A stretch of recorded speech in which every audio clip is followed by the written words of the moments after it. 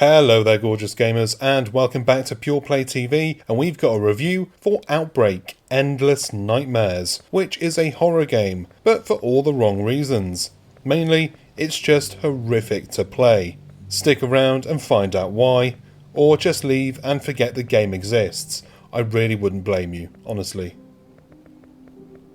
Outbreak Endless Nightmares is supposed to be a Resident Evil style horror game with a fixed camera, weird controls, and supernatural enemies. Sadly, Outbreak Endless Nightmares does not get a single thing right. It's awful, and I'm honestly surprised that the game has released in this state.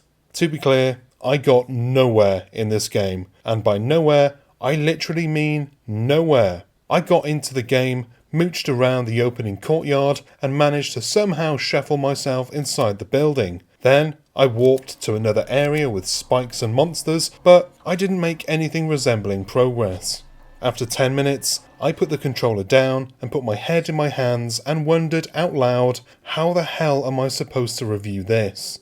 How can I? I can't even play the bloody thing, so awful that it is. I fumbled around with the controls for a little while, trying to figure out how to make my poorly animated plastic doll character move around. While smashing the buttons, I accidentally changed the perspective from the fixed camera to a more familiar over the shoulder, and then to first person. Neither modes could save the game because the controls are stuck in 1994. Rather than putting the look controls on the right stick and the move controls on the left stick, like 99% of other games, this one puts it all on the left stick, meaning that moving around is a massive pain in the arse, and against everything we players have been taught over the last 20 years of third-person and first-person games. Oh, and should you actually get far enough to encounter a monster, good luck killing the thing, because the aiming is, as you can probably imagine, atrocious. I managed to get through all of about 20 minutes of Outbreak Endless Nightmares before I threw in the towel.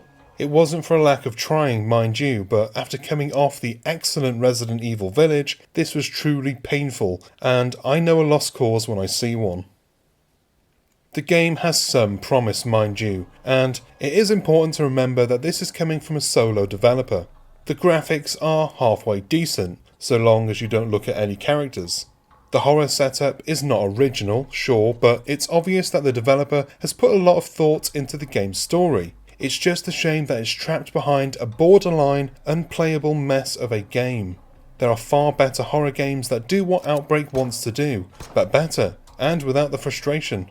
The game gets so many of the basics wrong. It would be funny if I didn't feel bad for the guy behind it, who was just trying to make a living doing what he loves. That being said, there is no way that I can recommend this game, and unfortunately, it's probably going to go down as one of, if not the worst game that I've played in recent memory.